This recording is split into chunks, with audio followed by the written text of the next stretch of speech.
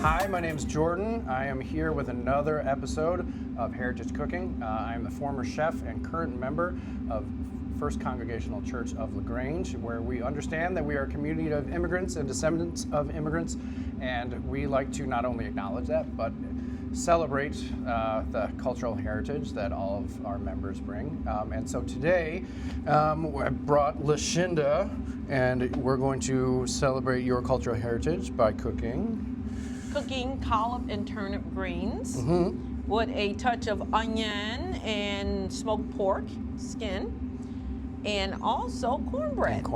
All right, very cool. Now I'm going to go back to when Africans, my ancestors, because obviously I'm African American, were brought over, and what they were given as slaves was what the master did not want. Oh yeah.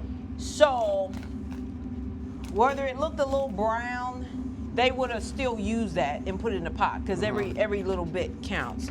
So I cut mine up like this, and Awesome Jordan is doing it current modern day style. Well, yeah, I don't know, just clean it. Like, so there's He a cleans bunch. it up very, very nicely. But see, that would have been eaten also. So that goes in the pot. I don't really consider it a dish. I consider it food for your belly, because you're hungry. I mean, you're out in the fields all day. I can't even imagine how hard the work was. And like my dad used to say, and Mom, like once you're like 4 or 5, you're ready to walk, your job was to go and get water. And you were bringing water all day to the people in the fields. Right. So this was just essential food. Now what they didn't know, the slave master didn't care as long as you worked. Right.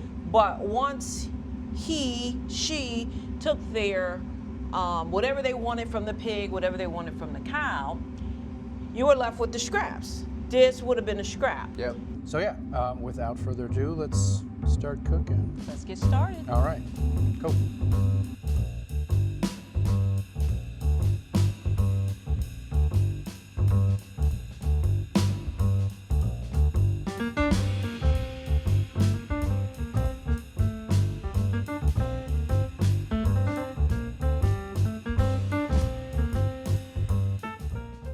What I'm gonna add is the salt. Ooh, I put salt in that water already.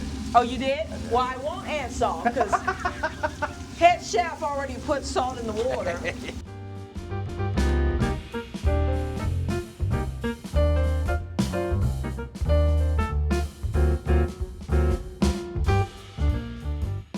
Why I picked this dish, because when I was a kid, it did kind of remind me, as I would talk to my mom about, and my dad too, about the farm, how often they had to pick cotton, corn.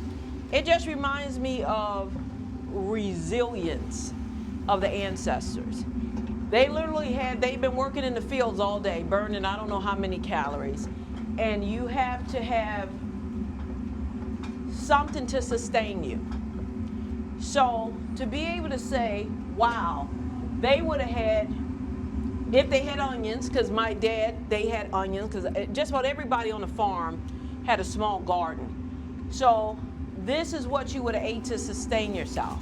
And if you had any type of meats, you would have definitely, which was rare, you would have definitely added that in. So with the cornbread, there's also called a cornbread mush. Now, oh, yeah. now he like knows about that. Yep. But that is a huge tradition, because a lot of times, baking the cornbread, you didn't have the eggs and things to rise it. So you would just have cornbread mush, which would be the cornmeal, and water, salt, pretty much. and water. Yeah.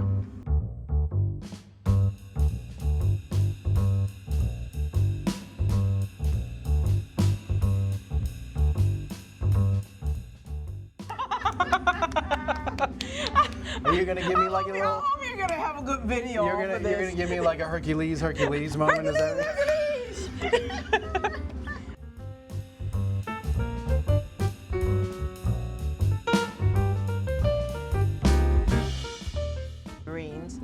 is to feed your family, feed your children. Make sure they get the nutrients that they need, basically. Yeah, and they didn't even think about nutrients. It was survival. All right. I like the sweet. I don't care about the color. You don't care about the color? I care more about the presentation. I think that's because That's why I said I'm not good at plating. Yeah. 'Cause I'm like, for the longest time I didn't use white plates, and I'm like, white plates make a big difference. So this has been another episode of Heritage Cooking. Thank you very much for watching. Thank you, Lashinda, for teaching us all about, cornbread, greens, and then some. And yeah, thanks for cooking. This is pretty awesome. Thank you for having me. And Yeah. this has brought back a lot of interesting memories. Yeah. Good memories. Yeah, cool, good.